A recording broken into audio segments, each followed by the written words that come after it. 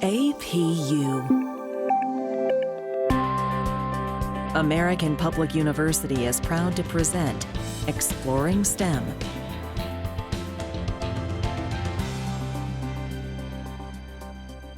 My name is Dr. Bjorn Mercer, and today we are talking to Dr. Shelli Carter, Faculty Director in the School of STEM, and Dr. Danny Welsch, Associate Dean in the School of STEM. And our conversation today is an introduction to studying STEM.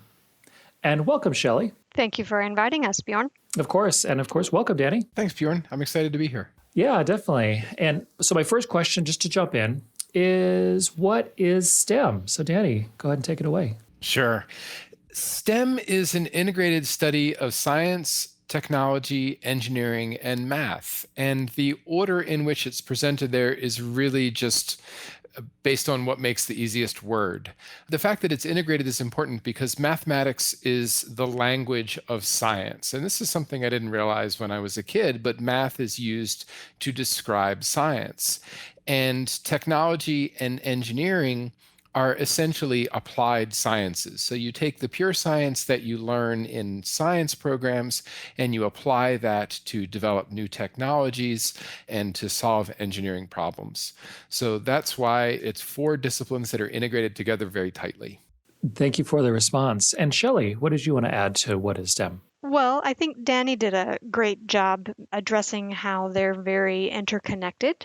And I think that is increasingly common in the workforce that we see today. You will have multidisciplinary teams of STEM professionals working together. And because of that, they do need some common understanding. So in addition to math being the language of STEM, an engineer needs to understand the way a scientist examines a problem, just as a scientist often needs some basic understanding of how an engineer deconstructs to a specific solution. Excellent. And for both of your backgrounds, Danny, describe your background and how it applies to STEM. How it is STEM, I should say, and then the different aspects of your background that really relate to the skills and competencies that you use daily. Sure, I'd be happy to. And that's an interesting question because I didn't actually think of myself as a scientist until I got into my doctoral program. And that's because throughout my educational journey, I had touched on all of the different flavors of STEM, but had never really settled into one of those four discipline areas. So my undergraduate degree is in this nebulous program called Environmental Analysis and Planning, which doesn't on the surface sound very science-y, but it is. It was actually a combination of environmental science and environmental engineering. But because no one actually came out and told me I was studying science, I didn't really think of myself as a scientist.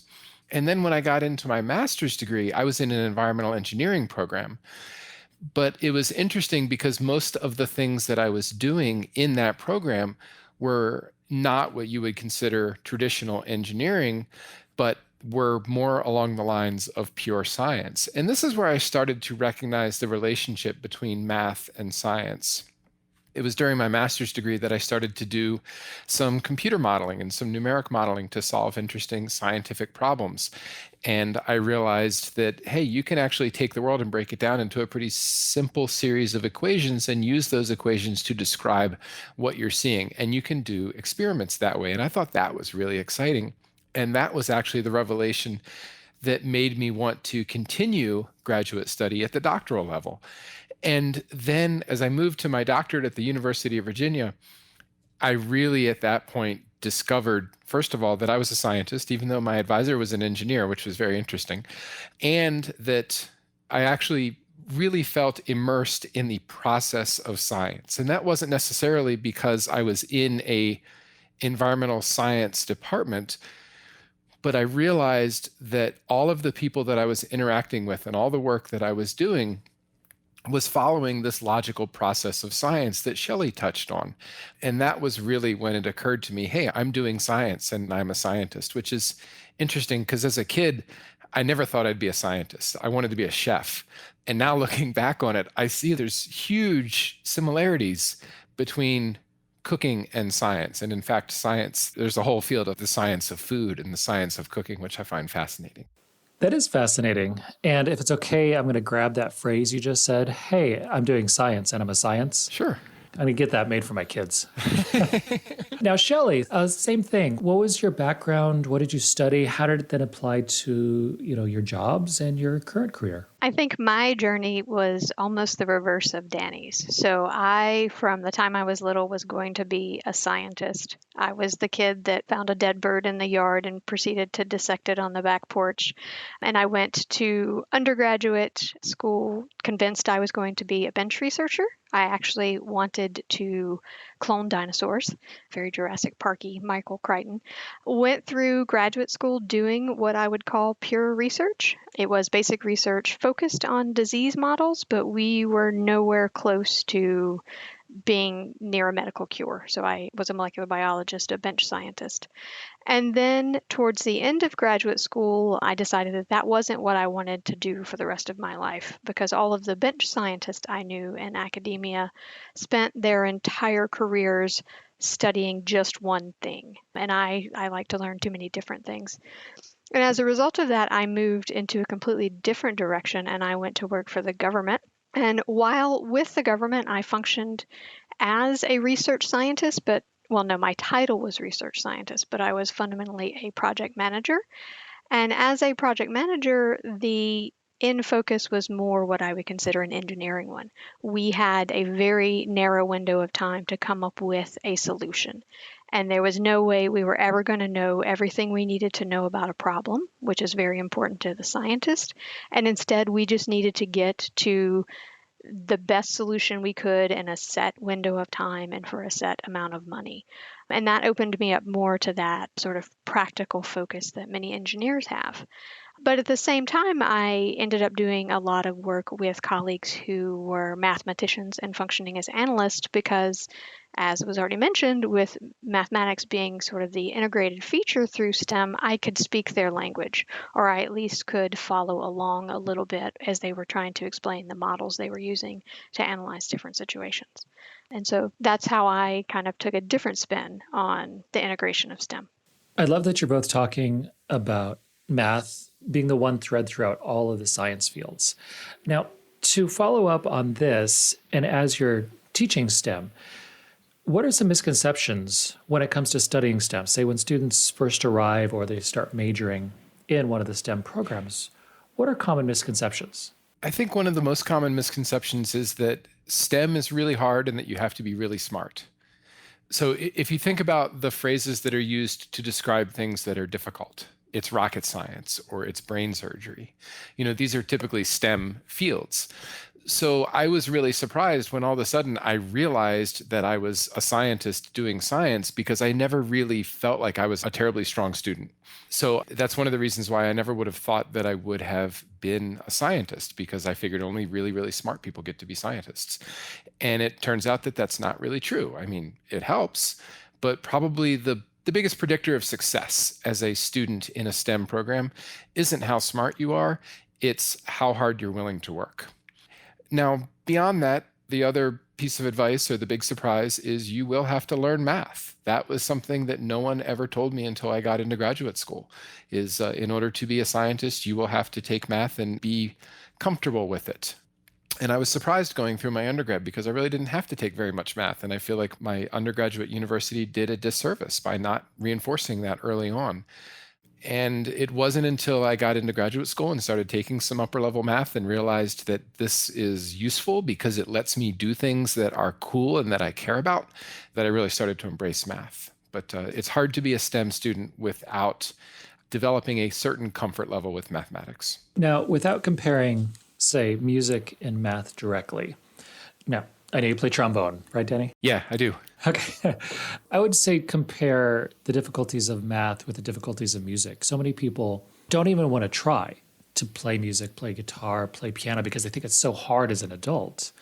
But it's one of those things that if you practice and you study slowly and you realize that improvement is very, very incremental, that after a month, 6 months, a year, 2 years, you will show great improvement. Is that a good comparison to math? It is. It's actually a very good comparison because at their core, both music and math are languages. They're a set of notation that's used to describe something. And in music, it's describing sound, and in mathematics, it's describing physical processes. And that is not something that you can pick up overnight, and it's not even something that you can pick up over a year. If you think about how adults learn languages, it takes a really long time. And that's because our brains are adapted to learn languages when we're really young, which is why we try and start kids in music programs when they're really young. They learn it quicker. But it is something that you can develop a comfort level with if you are willing to put the time and effort into it. And I wasn't through my bachelor's degree, but when I got into my master's and found that math was useful, then I could really put the time and effort in to slowly get comfortable with it. I wouldn't say that I'm good at math.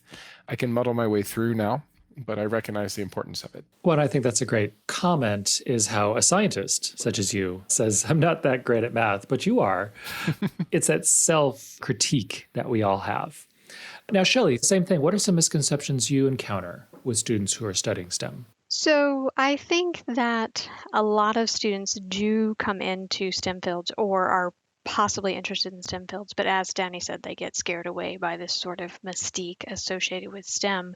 But I like to argue that fundamentally humans are all scientists. I mean, we don't necessarily think out all of the steps of problem solving in the same rigid way that we learn the scientific method, but really that's what our brains are doing. We're looking around, we're identifying a problem, we're coming up with potential solutions, and then we are testing those solutions. You know, why do my lights go out? Well, is it because I have no electricity, or is it because I need to change the light bulb? That's fundamentally an application of the scientific method. And students come in and they're like, well, it's too scary. I could never learn all these steps, or, oh, you have to break it down. And very similar to the music discussion, I am not a musician, but you stepwise, you learn the notes first. You learn the very basics of the scientific method. You're then going to go to more complicated problems. And science is a way for us to see the uniformity in the world around us. And math is a way for us to see the uniqueness in the world around us. I mean, if we think fundamentally what statistics are about, they're telling us how we're all unique individuals. And biology and STEM fields are trying to find the commonality so we can come up with solutions, but we also need to appreciate the magic of each individual person. Excellent. And so for my next question is, what are the different skills and, say, competencies that you acquire by studying STEM and in STEM programs? I think probably one of the biggest skills is problem solving and critical thinking. When Shelley was just talking about some of the misconceptions about becoming a scientist or a STEM student and how it is in our fundamental nature to do this, I was thinking about auto mechanics. And you don't necessarily think of auto mechanics as being scientists, but they actually have mastered probably one of the most difficult skills to master that it takes in order to become a scientist or really a practitioner in any STEM field. And that is problem solving. You take your car into your mechanic and you say, it's making this weird noise that goes clunk, clunk, clunk when I go down the road. And that's all they have to go on. They have to solve that problem. They have to diagnose exactly what's going on using their knowledge of the systems that exist in the car. And then they have to plan out a solution. And that's really what scientists do every day. We problem solve. I can't tell you the number of things that I have done in the practice of science that I never thought I would have to do. I had to learn to weld. I had to learn to build circuits. I had to learn how to do carpentry. These aren't necessarily things that you think that scientists would have to do, but you have to solve problems. I had to learn carpentry because I had to build cabinets to house instruments that didn't have any cases. I had to find ways to make things waterproof that were never designed to be outside. So these are all things that you do as a scientist, which I think are fun. That's the part of it that I really enjoy, is just the continuous process of solving problems in order to advance the study of science, technology, or engineering. Excellent. And Shelley, same question. What are some different skills and competencies that you've acquired in your STEM programs? Well, I think Danny did a great job at hitting the two biggest ones that I think STEM majors and STEM graduates have. But I would also say that I don't know a STEM professional that doesn't have perseverance and versatility. So perseverance, some days the practice of science is nothing but sheer stubbornness. I'm going to do this one more time to get it to work. I've got to come up with a solution. I'm going to try it a different way. What is the quote about Edison and how many different ways he discovered that you don't use to make a light bulb. And then versatility from the stance of once you are trained to a particular degree in any STEM discipline, you can apply that mindset and that problem solving approach and that critical thinking to different problems. That was particularly true for me in my career. I left molecular biology, biomedical bench research, and I project managed everything from advanced materials to a virtual reality program simply because of how I had been trained to approach problems. Bjorn, one of the other big misconceptions about science or being a STEM student, I really think has to do with writing. People think when they get into science, or especially math and some of the more really technical fields, they're not going to have to write. And that couldn't be further from the truth. When I was in my master's degree, one of my favorite professors, his favorite saying was, scientists are just writers who do a lot more work up front. And he's completely right, because if you look at the scientific method and the process of science, that last step really is communication. And if you can't tell people about the great work that you've done, it's not going to have much of an impact. That impact is greatly reduced. So you really have to be able to communicate your work. And for better or worse, right now, that communication is primarily through the written word. So you have to not only be able to solve problems and just do great work, but you also have to write about it and tell people about what you've done at the end, but also along the way. Like, if you're a university scientist, you have to write proposals in order to get the money to actually start the project. So you have to write at the beginning. You probably have to write a little bit during, but then you have to write a lot at the end too. So scientists are just writers who do a lot more work before they actually have a finished product. I absolutely love that, because 2 of the top 5 skills that all employers are looking for are oral communication and written communication. Oral is always above, because people want people who can talk and be able to communicate information in a clear and easy to understand manner. And of course, written communication. It is how we communicate. It's how we communicate complex ideas, especially when you go into fields like STEM, like you said, that aren't usually associated with writing. Being able to write is a differentiator, and that will really help you, say, stand out in the crowd. Yeah, and it's not something that a lot of STEM students are particularly good at or think they need to be good at, which is disappointing, but we're working to change that. So hopefully we'll be able to produce some great scientists. Today we're speaking with Dr. Shelli Carter and Dr. Danny Welsch, and we'll be right back after a short break. At American Public University, we believe that higher education can unlock higher purpose. So we offer 200 modern programs for those who want to make a difference. And we believe education must adapt to students' needs. That's why we've made it accessible through online classes and flexible with monthly program starts. American Public University, within reach, without limits. Learn more at americanpublicu.com. And we're back with Dr. Shelli Carter and Dr. Danny Welsch. Now, here's a side question for both of you. When students are younger, say in high school or even below that, how do students get interested in STEM? And the reason I say that is that there's a lot of cultural white noise out there. And so I'm going to make a generalization that, say, science, technology, say STEM is usually not one of those fields that gets a lot of encouragement, and it's better over the last, say, generation. But why do you think that is? And then is there enough encouragement for women to go in STEM? Based off that segue, I will go first as a female representative here.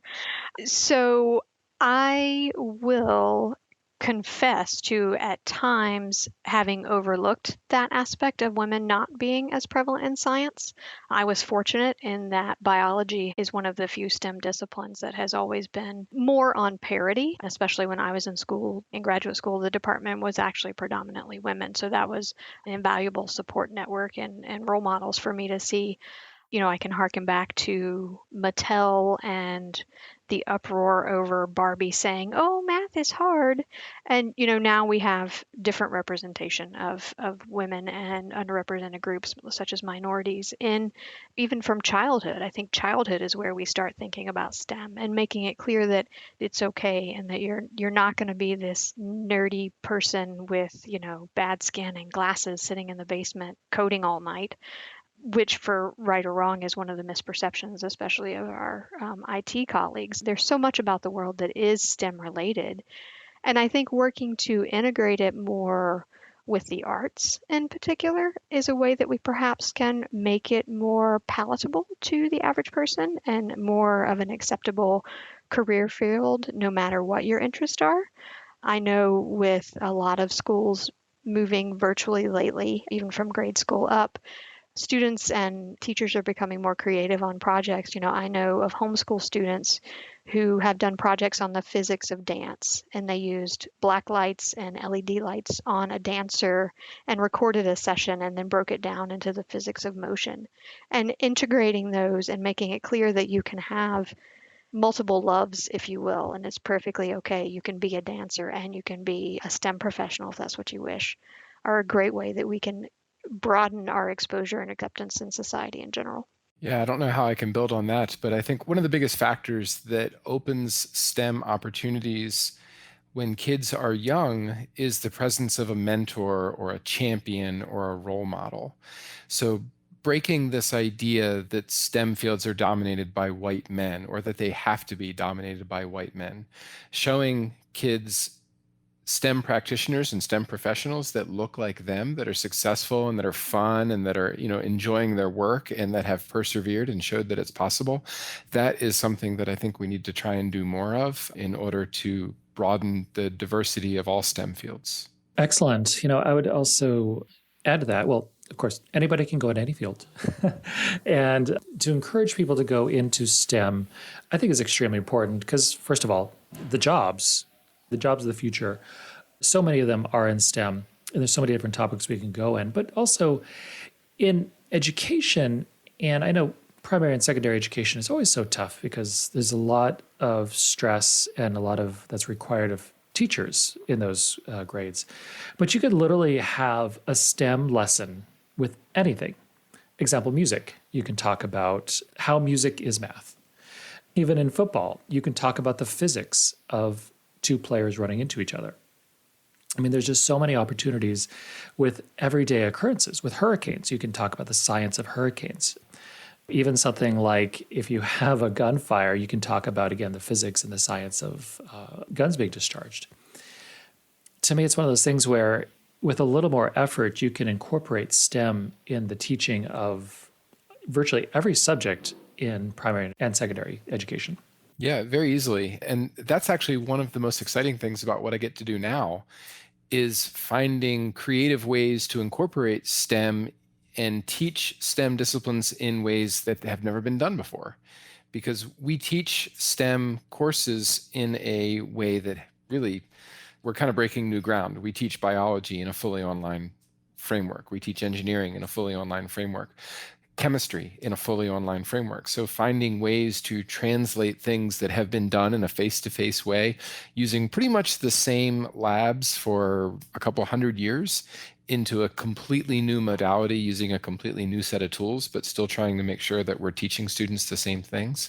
That's something that I find to be really exciting and lets me be creative in a way that I never really thought that I would. Excellent. And that leads me to the last question is, what are different jobs that are available in STEM? Of course, STEM being a very, very broad field. Wow. I'd say almost any job, to be honest. I don't know. Shelley, you want to jump on that? I was going to say, what job is not available to a STEM professional? Let's take an artist, for example. I know several chemistry professionals whose passion is isolating natural pigments from the world around them. So they're using their scientific understanding to make beautiful pigments that they then paint with. So I think a STEM professional can do anything they want to do. Yeah, absolutely. I have a good friend who's an atmospheric chemist, and his hobby is the chemistry of glazes for pottery. So he actually makes his own glazes. So there's tremendous overlap there.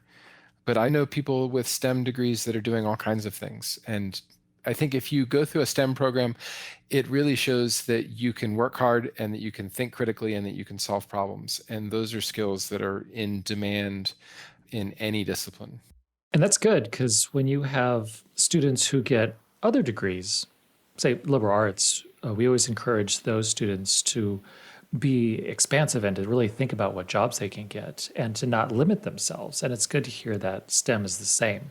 And one of the great collaborations I always think of is between STEM and, say, philosophy, to really think about, kind of the deeper questions in life and how, different actions and different discoveries within the STEM fields can really have an impact on fellow humans. And this brings me to one of my follow-up questions is why is, say, scientific literacy so important just for like your average person? And I ask that because of, like with climate change and different things like that, why do you think there's such kind of a gap in some people's knowledge and understanding of science and the science that is out there? Oh, that's a great question. And it's very timely too. I think scientific literacy is critical because so much of our lives depends on it. And we see that right now with the pandemic. The reason that science is difficult for a lot of people to wrap their mind around is because it's not a certainty. Science evolves, and it's supposed to. That's the process of the scientific method. So what might be considered hard science today, in a week might be found to have been wrong, and then the advice or the guidance provided by that science might have to change and evolve based on the results. So science is not a static process. It is by definition something that changes and evolves and improves. And that can be something that is difficult for people to accept sometimes, where we really like things to be set in stone and not change. I would add on a little bit and say, I don't think there is a decision that a person needs to make in society today that doesn't have some connection to STEM. If you are voting on whether or not to approve a new infrastructure project in your local community, well, that's going to have environmental impacts. That's going to have impacts on traffic, which is then going to impact climate change. If you're trying to decide what to buy in the grocery store, do you buy something labeled organic? Do you buy something that's fortified with vitamins and minerals? Ultimately, it's STEM discipline that gave us the information, which may or may not be being used accurately, to influence those purchasing decisions. But I certainly think that STEM professionals and practitioners could do a better job of explaining their information in a broader context. That's something that we're passionate about in the School of STEM here, is ensuring our graduates think about STEM historically and contextually, and how you can't actually remove STEM from society. STEM drives society, society's needs drive STEM inventions and changes. And it's just this big interconnected organic organism, if you will, that you really can't take one part away. I absolutely love that because you can't take it away. And as with anything, you have to be able to communicate and really advocate for what you've done or say what your job is. And that's, of course, important in STEM. And so we're almost at the end here. And Danny and Shelley, would you like to highlight some of the programs we have here at American Public University? Yeah, I think one of our most interesting programs is actually one that I'm pretty passionate about because I helped to build it, which is our bachelor's degree in natural sciences. This is actually a pretty fascinating program because it is entirely online, and I don't think there's another one like it in the country. In this program, students get a really solid grounding in literature, writing, mathematics, physics, chemistry, and biology, and it's all done completely online. The program is pretty unique in that we use a variety of different lab tools. So we actually use lab kits in some cases. We use digital instrumentation that's shipped out to students. We use virtualizations. We use some robotic labs. So we really use some neat creative solutions to address the laboratory issue. If you think about a science lab, you think about physically going into a room with benches and equipment and sitting there and doing a lab, and you're often limited by the amount of time you have or the safety factors related to some of the experiments that you would be using or some of the chemicals. Maybe you're a little grossed out by some of the dissections, that sort of thing. We can actually get around all of that. And in some of our labs, you can do things that would be unsafe to do in a traditional face-to-face way. If you're really interested in what happens when you mix calcium carbide and water, which produces acetylene gas, by the way, which is highly flammable. It's the same reaction that they use in welding torches. You can actually do that in a simulated environment that is completely safe, and it lets you follow your curiosity where you're not bound by cost or safety or money, as long as you recognize that those limitations do still exist. So that's something that we really strive for in our natural sciences program, which I think is pretty exciting. I'm going to go to the other end of the spectrum, by which I'm going to highlight our program that is focused on outside of Earth. We actually have a bachelor's and a master's program in space studies, which is really cool and interesting to think about. That's definitely a burgeoning field and job opportunities. There are courses that touch upon space law and space entrepreneurship. And similar to what Danny mentioned with things that we typically think of as a traditional face-to-face setting, you need certain tools and equipment. Our space studies program is actually set up so that students can spend time on our very large telescope based out of Charlestown, West Virginia, collecting data on the universe. Excellent. Thank you for highlighting those programs. So we're at the end, and any final words? Shelley. I would say just don't be afraid of STEM.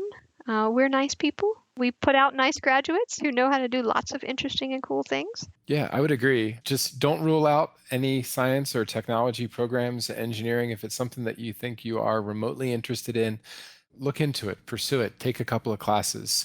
Don't think that you're not smart enough, because it's probably not true. You just have to be willing to work hard, and I know that most people are. So if it's something that you really want, I think it's probably within your grasp. Excellent. I'd like to thank Dr. Shelli Carter and Dr. Danny Welsch for talking to us today about an introduction to studying STEM. And of course, my name was Dr. Bjorn Mercer. For more information about our university, visit us at studyatapu.com. APU, American Public University.